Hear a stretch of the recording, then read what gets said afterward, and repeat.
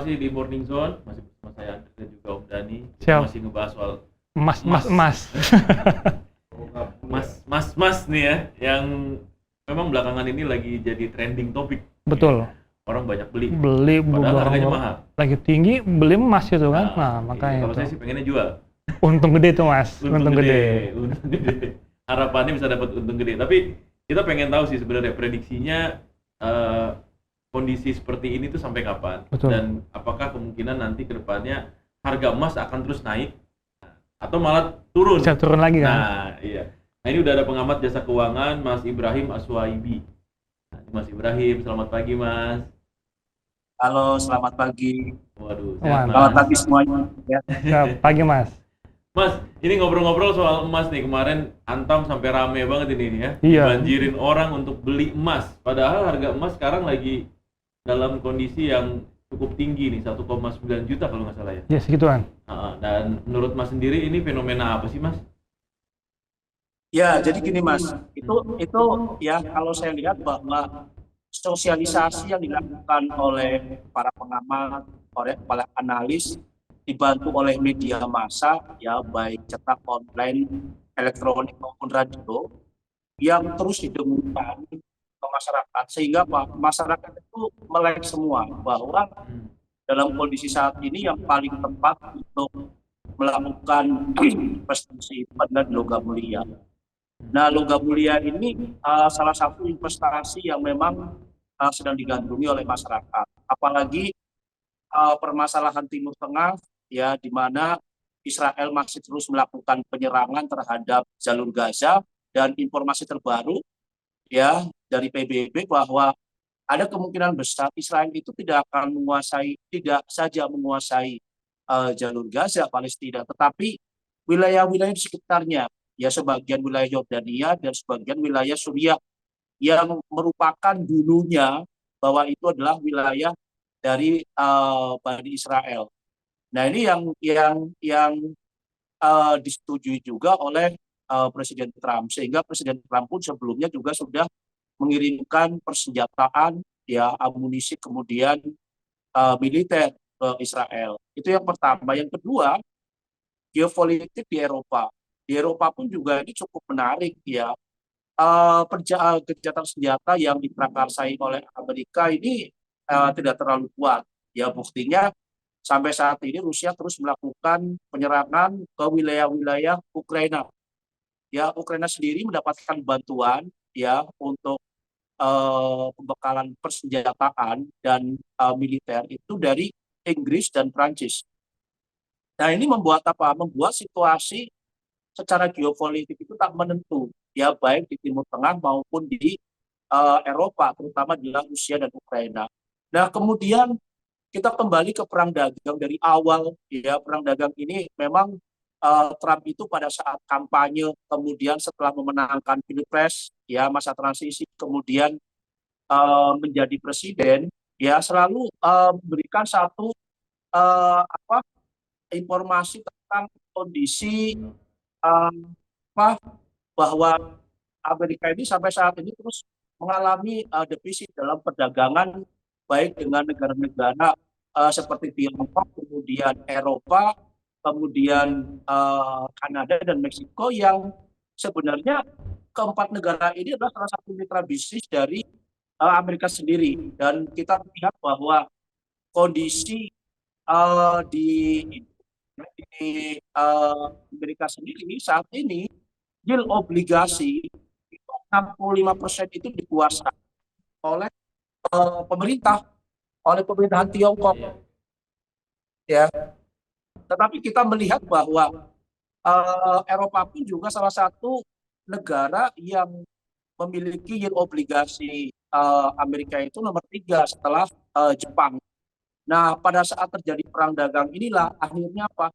Saling mengancam. Jadi wajar kalau seandainya Eropa dan Tiongkok itu mengancam biaya impor yang dilakukan oleh Amerika. Nah, di sisi lain pun juga setelah kondisi perang dagang ini sudah dilakukan, kemudian muncullah biaya impor tambahan. Ya, hampir semua negara itu terkena dampak dari biaya impor tambahan. Nah, salah satunya adalah Indonesia ya 32%, kemudian Tiongkok 104%. Nah, ini pun juga cukup menarik ya. Sehingga apa? Sehingga ada satu perlawanan-perlawanan ya, hari ini pun juga sampai hari ini ada 20 negara yang mengajukan ya terhadap WTO tentang biaya impor yang dilakukan oleh Amerika. Artinya apa? Bahwa ini cukup menarik. Nah, sedangkan Indonesia sendiri melakukan negosiasi dengan Amerika yang kemungkinan tanggal 17 April ini akan bertemu dengan Trump. Nah, gonjang-ganjing ini yang sebenarnya membuat harga emas dunia terus mengalami kenaikan walaupun sebelumnya sempat terkoreksi ya di 3.100 ya, di bawah 3.100. Nah, pada saat terkoreksi 3.000, di bawah 3.100, disitulah kemudian muncul ya rilis data inflasi di Amerika yang sesuai ekspektasi turun dari 3% menjadi 2,5%. Sehingga ada kemungkinan besar Bank Sentral Amerika ini yang tadinya akan mempertahankan suku bunga tinggi, ini akan menurunkan suku bunga ya kemungkinan besar lebih dari yang diekspektasi sebelumnya adalah 3 kali dalam 1 tahun. Nah, disinilah akhirnya yang tadinya penguatan harga emas dunia disebabkan oleh perang dagang, tetapi sekarang bukan lagi perang dagang, tetapi pelemahan indeks dolar. Indeks dolar melemah di bawah 100 ya, sehingga apa? Sehingga harga emas dunia itu terus melejit, bahkan menyentuh level ya di atas level 3.200. Sebenarnya level 3.200 itu adalah target pan besar ya, baik di Amerika, Eropa dan Asia untuk melakukan keuntungan ya, taking profit. Namun seiring waktu karena adanya balasan dari Tiongkok ya kemudian Eropa, ini membuat sesuatu yang luar biasa. Apalagi Tiongkok sendiri mengatakan bahwa kami tidak takut ya, bahwa Tiongkok tidak takut Amerika melakukan perang dagang. Karena apa? Karena Tiongkok sudah tahu di periode pertama pun juga sudah melakukan perlawanan dengan Trump ya. Di periode kedua ini pun juga sudah lebih safety lagi, karena sebelum-sebelumnya Bank Sentral Tiongkok ini pun juga sudah mempersiapkan stimulus 3,4 triliun yuan.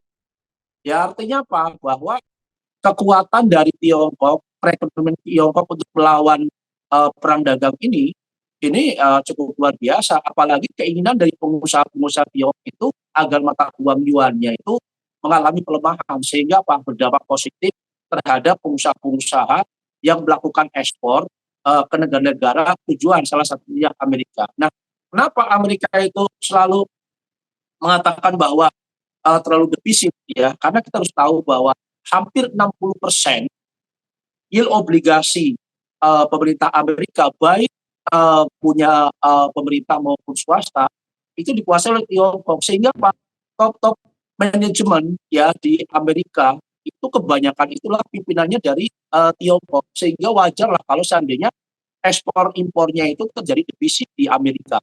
Nah, sebenarnya ini awal mulanya karena Trump ini adalah seorang pengusaha ya, sehingga Trump akan berfokus bagaimana caranya neraca perdagangan itu adalah balance ya. Jadi balance antara ekspor dan impor. Nah, ini pun juga kemungkinan besar tidak akan terjadi. Nah, misalnya hiruk pikuk perang dagang, geopolitik, dan penurunan suku bunga, inflasi rendah, ini yang membuat harga emas dunia itu terus mengalami lonjakan yang cukup signifikan. Bahkan di tahun 2025 kemungkinan besar ini adalah level tertinggi untuk harga emas dunia. Nah, ini pun juga berdampak terhadap logam mulia di Indonesia. Pada saat logam mulia banyak para pengamat ya, salah satunya mungkin saya yang sering memberikan analisa di media, ya masyarakat pun juga langsung menyerap bahwa ada dua hal yang dilakukan oleh masyarakat. Pertama, melakukan pembelian fisik ya di Antam maupun Pegadaian. Yang kedua, itu melakukan pembelian melalui online ya di Bank Syariah Indonesia. Buktinya sampai minggu kemarin Bank Syariah Indonesia dan Pegadaian untuk masyarakat yang menabung di bullion bank itu sudah mencapai 1 triliun rupiah. Artinya apa? Artinya bahwa masyarakat itu sudah melek sekarang, karena masyarakat baik dari kota maupun desa, mereka sudah mempunyai HP dan memiliki internet. Sekarang berbeda dengan zaman dulu. Kalau zaman dulu orang, saya akan membeli secara fisik, udah tahu harga. Sekarang tidak. Nah, pertanyaannya, kenapa masyarakat dengan harga yang relatif lebih tinggi, Iya. ya kok mereka beli? Sedangkan seharusnya nanti Dia pada jual. saat koreksi itu baru membeli. Nah, Iya. fenomena ini yang sebenarnya saya juga kaget. Kenapa? Karena mereka ada ketakutan. Kalau seandainya saya menyimpan uang dengan rupiah, ini pasti akan kepotong dengan biaya administrasi dan bunga.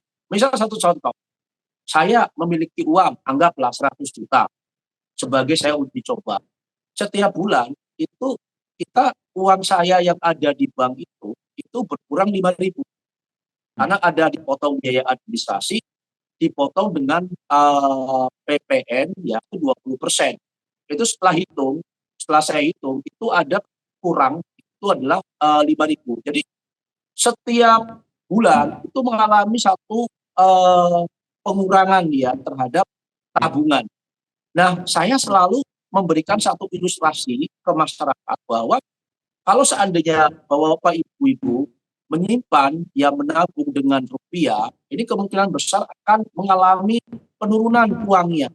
Jadi jangan kaget, tetapi kalau ibu-ibu membeli logam mulia atau melakukan investasi di bullion bank, ya jangan lihat sekarang, tapi lihat 3 sampai 5 tahun, kemungkinan besar uang bapak-bapak, ibu-ibu ini akan mengalami peningkatan. Satu contoh, di daerah itu, di perkampungan itu, kalau orang melakukan gadai, itu pasti dengan menggunakan emas perhiasan. Emas perhiasan saat itu mungkin harganya masih anggaplah 300.000 dan masyarakat ya mereka lebih enjoy lagi karena pada saat nanti waktunya jatuh tempo uangnya itu sudah lebih dari 300.000.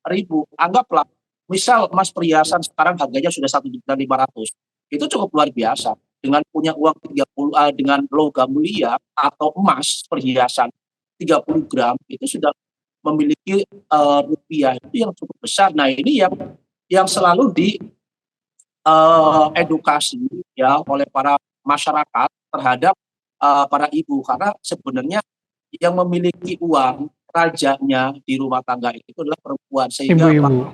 kaum ibulah yang mereka melakukan pembelian secara besar-besaran. Bahkan kemarin saya ada yang namanya itu halal bihalal di rumah, itu luar biasa. Ibu-ibu yang datang itu ya mungkin minimal itu 20 gram itu ada di tangan ya. 10 gram emas semua. Dan mereka datang ke rumah, ya kenapa saya harus bawa pakai emas? Karena saya ada halal bihalal di rumahnya Mas Ibrahim. Mas Ibrahim kan pengamat emas gitu loh. Fenomena ini yang bagi saya cukup luar biasa. Ya masyarakat itu sudah melek sekarang, apalagi dalam kondisi daya beli masyarakat menurun, ya semua serba menurun, dan ibu-ibu yang paling tepat ini adalah melakukan investasi di fisik, yaitu di logam mulia maupun di emas perhiasan. Itu Mas mungkin dari saya, bukan di awal. Mantap banget ini. Nah, kalau kedepannya kira-kira gimana kondisi harga emas sendiri? Prediksinya Mas, sampai apakah 2 juta? Akan mengalami koreksi? Saya atau malah memprediksi sampai kuartal ketiga ya, sampai kuartal ketiga kemungkinan besar 3.400. $3.400 per troy on. Kenapa saya katakan $3.400 per troy on? Di level 3.100 sudah kena. Saya asumsikan 3.150 rupanya tembus. Di level 3.200 rupanya tembus. Nah, saya di kuartal kedua kemungkinan besar ini 3.300-an tembus. 3.300 tembus itu dengan waktu kemungkinan hanya hitungan minggu ya mengalami penguatan cukup signifikan, sehingga saya langsung membuat satu ekspektasi. Saya nggak mau 1 tahun dulu nih, saya di kuartal ketiga dulu. Di kuartal ketiga kemungkinan besar emas dunia itu akan tembus di level 3.400. Nah, kalau level 3.400 itu dunianya, kemudian rupiah masih bergoyang di level 16.800 sampai 17.000, ada kemungkinan besar ya harga logam mulia ini akan ke 1.300.000 Mas. Ya sorry, 2.300.000. Wih, Itu cukup 0,3. luar biasa. Waduh. Ya 2.300.000 sehingga Iya. apa? Sehingga ya masyarakat ini berbondong-bondong ya karena informasi ini bagus, kemudian kondisi daya beli masyarakat itu menurun ya. Ini Indonesia itu sama seperti Tiongkok. Tiongkok pada saat daya beli masyarakat menurun ya, kemudian pertumbuhan ekonominya jatuh, yang mereka beli itu adalah emas perhiasan dan logam mulia. Sehingga di Tiongkok ini setiap bulan ya peningkatan yang cukup tajam terhadap masyarakat yang melakukan pembelian terhadap logam mulia maupun perhiasan. Kenapa? Karena mereka tahu bahwa ada kemungkinan besar perang dagang itu akan membuat perlambatan ekonomi global. Dan mereka juga ada ketakutan karena sampai saat ini Tiongkok anggaran untuk militer begitu besar, ada ketakutan terjadi perang. Nah, sehingga apa? Masyarakat Tiongkok, ya baik Tiongkok pedalaman maupun perkotaan, mereka melakukan pembelian terhadap logam mulia dan emas perhiasan. Dan Indonesia sama sekarang. Sekarang sudah berbeda Indonesia. Bagaimana saya bisa melakukan pembelian ya setiap gajian kemudian 1 gram 2 gram, ya itu tidak akan menyusut. Nah ini saya punya contoh Mas. Pada saat saya dulu 93 kuliah di Jakarta, ya pas kebetulan saya waktu itu ngekos di sebelahnya itu adalah anak-anak muda, ya perempuan kaum hawa itu bekerja di pabrik. Nah setiap gajian dia beli 2 gram emas, beli 2 gram emas perhiasan, beli 2 gram emas perhiasan. Seiring waktu dalam 2 tahun, saya bilang, Mbak ini kayaknya ini banget, betul banget. Iya, karena apa? Saya tahu bahwa perhiasan itu harganya akan naik.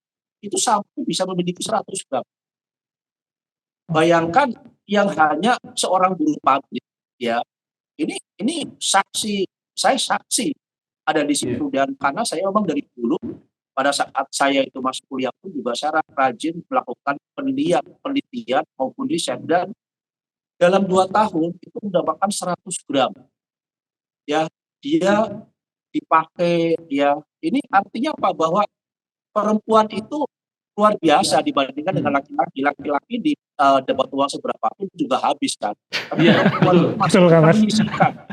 Ya masih bisa menyisihkan uangnya untuk membeli emas perhiasan. Mungkin sama lah sama mas-mas juga. Ya, kayak saya ini ada uang seberapa pun pasti habis. Pulang-pulang pasti dimarahin sama istri kan. Uangnya kemana aja. Selalu dicatat kan, satu untuk apa. Jadi yang bikin pusing. Ya udahlah kita kasihkan aja nih ke perempuan biar mereka atur. Dan mereka bisa menyisihkan. Itu Mas. Iya. Wah, mantap nih. Mantap nih. Ini berarti untuk yang ke depan lebih baik kita tetap beli atau jual nih Mas? Ya kalau menurut saya kalau sudah level tertinggi ya, kalau sudah mendapatkan keuntungan lebih banyak dijual dulu Mas. Ya karena kita jangan terlalu angin surga dulu. Ya karena banyak orang yang mereka nanti kemudian harga jatuh. Karena gini posisi, saya pun juga belum tahu apakah nanti Amerika akan melakukan negosiasi ya dengan Tiongkok, dengan Eropa, dengan Kanada, dengan Meksiko. Pada saat nanti Trump melakukan negosiasi, kemudian ada win-win solution, ya kemungkinan besar harga emas itu akan kembali jatuh itu di bawah level 2000. Nah ini ada ketakutan. Fenomena di zaman 2008, 2010, zaman SBY kemungkinan besar akan terjadi. Kita melihat saat itu harga emas dunia sempat menyentuh level di 1,92, ya 1.920 dolar per troy ounce. Kemudian ada kemungkinan naik ke 3.000. Ya disitulah ada yang namanya pohon emas, ya fund besar pohon emas. Kemudian banyak masyarakat yang melakukan pembelian bahkan menjual tanahnya, ya mereka pinjam untuk membeli logam mulia emas batangan. Tapi setelah itu harga emas dunia itu jatuh ke level 1.050.000. Saya masih ingat 1050, bagaimana di situ masyarakat itu stres. Ya, yang tadinya mereka begitu mengagung-agungkan bahwa Betul-betul logam mulia edukasi ini ya. akan terbang tinggi, ya mereka akan mendapatkan keuntungan, tapi apa? Akhirnya apa? Mereka mengalami kerugian, walaupun orang-orang tersebut memegang fisiknya. Itu Mas, jadi kita jangan terlalu terlena ya dengan wah nanti ke depan kata Mas Ibrahim ini harganya itu masih akan naik nih. Tapi kita harus ingat, kalau seandainya rupiahnya nanti menguat terus di bawah level 16.000, ya harga emas dunia pun juga pasti akan jatuh. Ya, karena harus ingat bahwa logam mulia yang ada di Indonesia itu selalu berkaitan dengan melemahnya mata uang rupiah. Pada saat rupiah melemah, ya harganya pun juga relatif mahal. Karena kalau penghitungan untuk logam mulia atau emas batangan sendiri kan nilai, misal contohnya itu emas dunia itu di level 3.250 dibagi 31,1 itu trade on berubah menjadi gram. Jadi 31,1 pada saat nanti dari 2.300 ya 2.350 dibagi 31,1 sama dengan berapa? Tinggal dikalikan dengan rupiah. Dikalikan dengan rupiah, kemudian setelah rupiah nanti hasilnya adalah gram ditambah biaya ongkos dan komisi itu 100.000. Jadi Mas, pada saat orang membeli logam mulia di harga 1.900.000, sebenarnya masyarakat itu membeli itu hanya 1.800.000. Karena ada spread biaya dan ongkos. Ya, biaya dan ongkos itu 100.000. Sehingga apa? Untuk mencapai keuntungan pada saat masyarakat membeli emas di 1.900.000, kalau 1 juta jadi 2 juta itu baru BEP. Iya, belum balik modal ya. Ya, belum balik modal, belum BEP. Nah, ini yang banyak masyarakat ya itu kecelek gitu loh bahasanya. Iya, itu. Butuh ini ya, masa edukasi. Iya, konsultan-konsultan ya, yang mereka itu ayo kita beli emas, tapi tidak pernah memberikan gimana sih ya supaya untung. Emas ini kalau saya beli logam mulia atau emas perhiasan supaya untung gimana? Nah, harusnya diajarin, oh iya Bu, ini ada biaya ongkos dan sertifikat. Dan harus diingat, di Antam itu sertifikat itu umurnya 3 tahun. Coba dicek.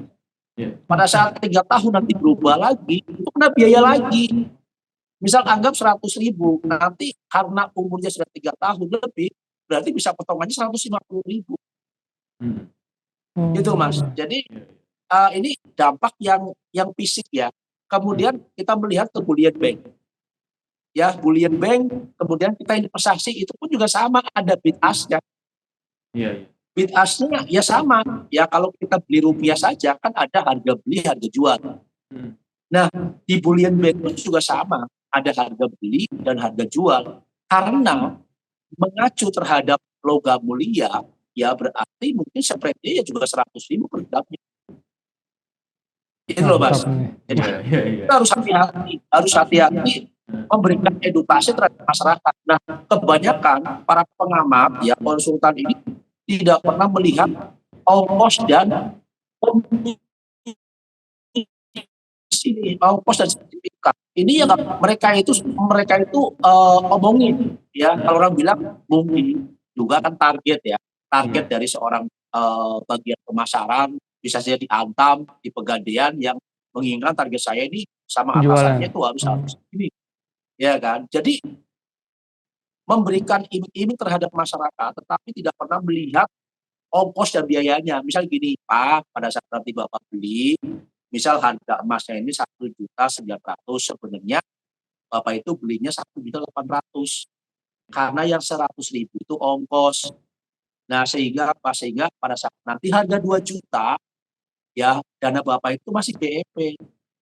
Nah, permasalahannya saya ada ketakutan bahwa masyarakat ini berbondong-bondong membeli logam mulia itu uang pinjaman, kemudian uang operasional yang mereka belikan logam mulia, sehingga apa?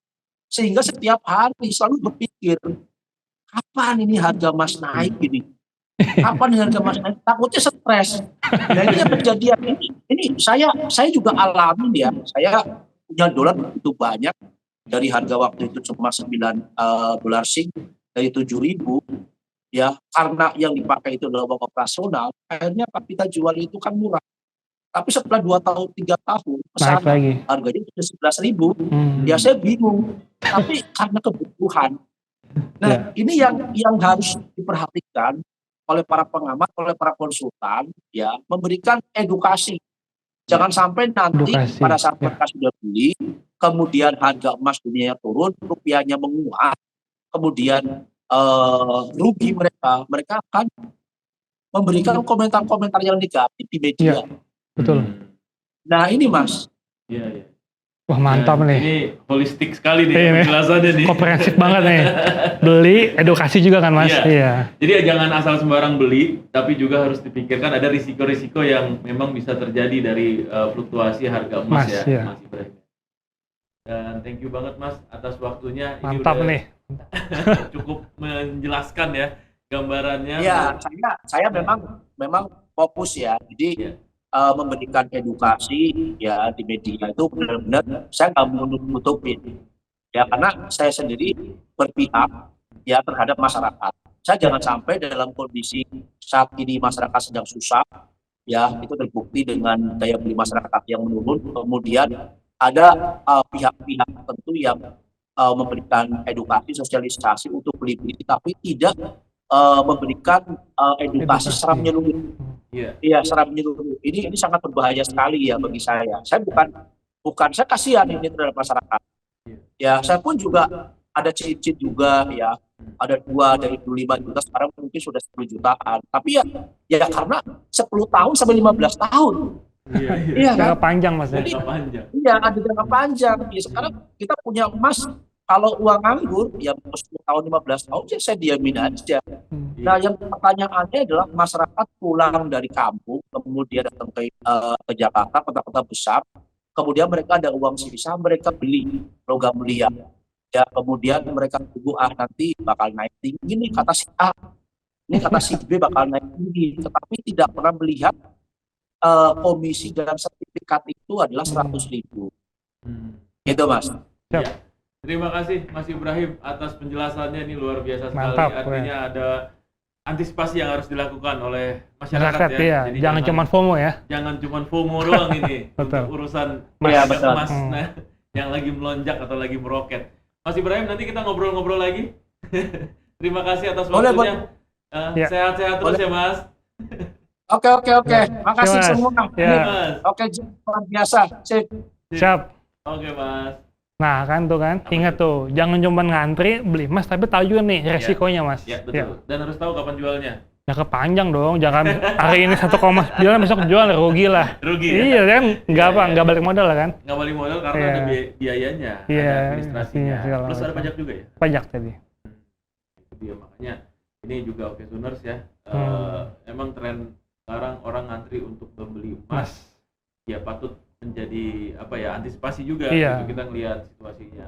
Nah, memang ada tadi dibilang ada panjang tuh ya Iya. urutannya karena ada geopolitik, ada perang dagang, ya kan, termasuk juga Inflasi dengan, rupiah segala macam. pelemahan rupiah sehingga dolar tiba-tiba meroket harganya mengakibatkan harga emas Emas naik Nah, tapi yang jadi persoalan adalah apakah ini waktunya kita beli emas atau jual. ataukah kita jual? Itu benar-benar harus taktis dan benar-benar harus tahu waktu yang tepat kapan untuk beli dan Betul. kapan untuk jual. Karena tadi seperti disampaikan Mas Ibrahim ya, Iya. harga emas juga pun fluktuatif. Bisa naik, bisa turun nih. Meskipun tadi dia bilang sampai kuartal ketiga 2,3 nih. harganya 2,3. Ini menggiurkan nih. Cuan. Iya. Bagi yang punya uang nih. Kalau Kalau tadi punya bilang uang, tiba-tiba nggak punya uang, beli iya. Tapi itu masih prediksi. Prediksi. Sekali lagi. Jadi jangan terus kemudian akhirnya menjadi acuan juga Iya, ya. untuk beli kan. Tetap ada pertimbangan-pertimbangan Betul. lain. Oke Zoners, terima kasih atas atensinya, atas waktunya. Kita ketemu lagi besok ya. Siap, Dan thank you mantap. banget. Kasih. Sampai jumpa di jam yang sama ya besok ya, Ya, jam 8 pagi. sampai jam 9 dan kita ketemu lagi. Assalamualaikum warahmatullahi wabarakatuh. Waalaikumsalam.